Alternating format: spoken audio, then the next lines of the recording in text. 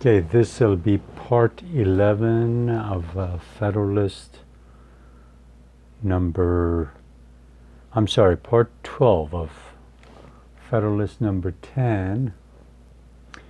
I hope you got to see the past two videos which I mentioned, a few books, especially the book by Daniel Walker House, Making the American Self. There are two chapters there that give you a brief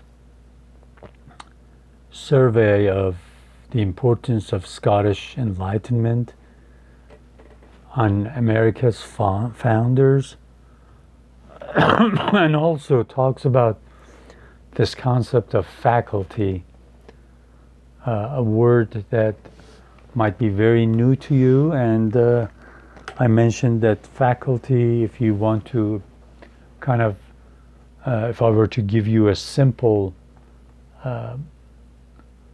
look at it, faculty comes from Latin word that has to do with facility, the power to do something.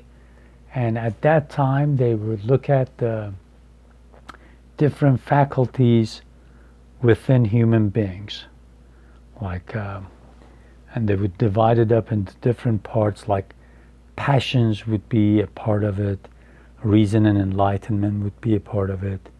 And they would say that there are certain things that human beings do that would be has to do with sensations and passions.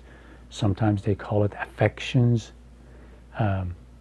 These would not necessarily be reasonable, and sometimes could work towards to the negative side of things, would not be beneficial to the person and the community he or she lives in. There would be some animal sensations. This has to do with our bodies reacting like other living things to our surroundings. They use the word animal sensations. And then the other part would be reason, enlightened reason. So these would be the things that some of these Scottish Enlightenment philosophers that would talk about the idea of faculty within man. And that's the word we use here, or Madison uses in Federalist number 10. So I'm just going to start reading it from the beginning, and we'll just talk as we go along. Among the numerous advantages promised by a well-constructed union, none deserves to be more accurately developed than its tendency to break and control the violence of faction. Now, we talked about faction when we first read it. Excuse me, when we did the first reading of the Federalist, Madison himself defines faction. Let me go a few paragraphs forward and just see what he says. By faction, I understand a number of citizens, whether amounting to a majority or minority of the whole, who are united and actuated by some common impulse of passion or of interest, adverse to the rights of other citizens or to the permanent and aggregate interests of the community. So, the violence of faction, it's not just talking about physical violence, but it talks about something that factions, groupthink, group interest brings and violates, spoils, destroys what's good for the community, what's good for the aggregate, for the whole community. So this violence of factions is not necessarily physical violence. but it could be something that violates the code, the ethic, and everything that might be beneficial to the well-being of a community. Faction might do that. And faction is a group, interest of a group, whether they are the majority or the minority, that is only looking for what's best for that group, not for the whole community. The friend of popular governments never finds himself so much alarmed for their character and fate as when he contemplates their propensity to this dangerous vice. If you are a person who wants the best for your community, for your country, for your state, certainly thinking about what a faction might do, that disturbs you, that bothers you.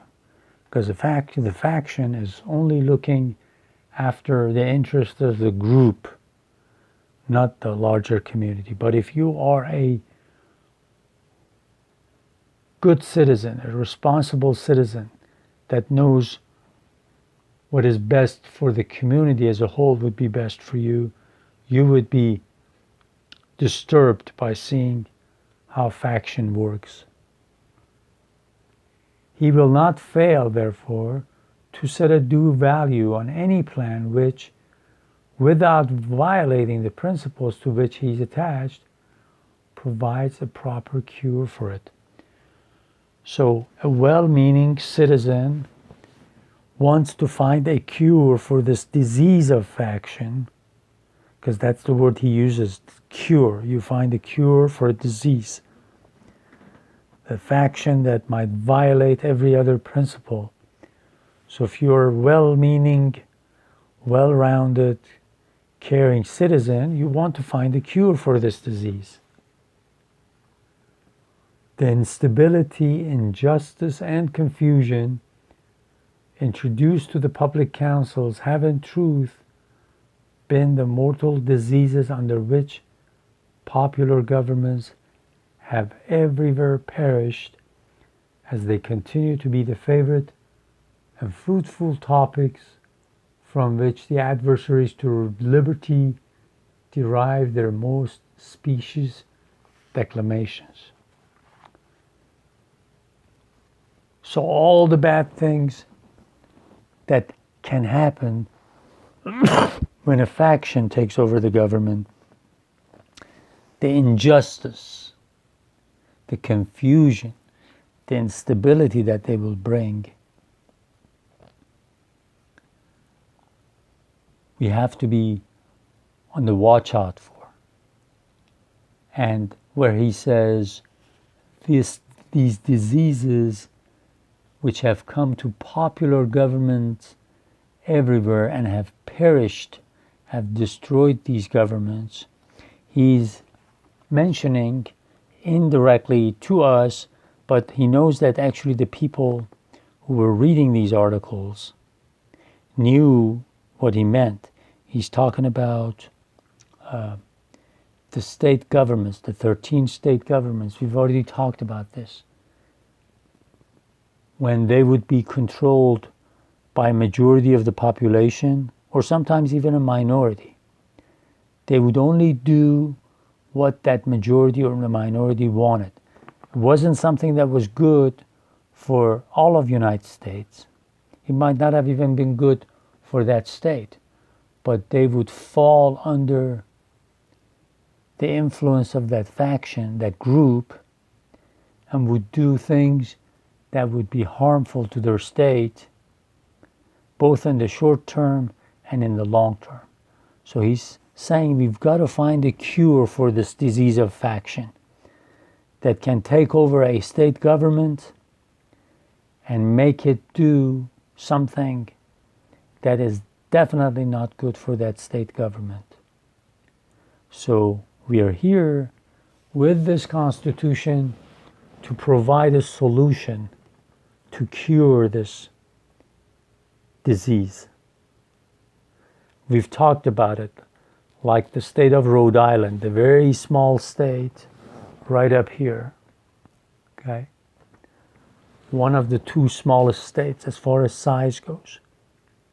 Not only they did not send any delegates to the Constitutional Convention because they stayed out, because they said, no, we'll just do things our way. The reason was an influential majority had taken over they were the voting population in that state, and they were happy with paper money. And we said one of the reasons that this led the leaders of this country to go to the Federal Convention and write this new Constitution was because their credit was being destroyed. And this credit of the state, credit of the Union, credit of America was being destroyed. And the main reason was that in some of the states like Rhode Island, they were issuing paper money which really was not worth anything, and they were forcing the creditors, people who had lent some money, to take this on its face value.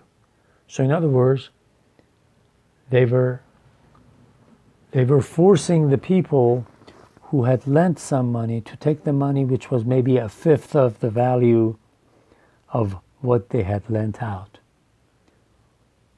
So they were breaking contracts. In some states, they were forcing, these factions were forcing the state governments to issue stay laws. In other words, make it legal for the debtors not to pay their debt for a while. And the creditors will not be able to get their money for a while. These are called stay laws. Keep things in the same place. Okay, we'll continue in the next video.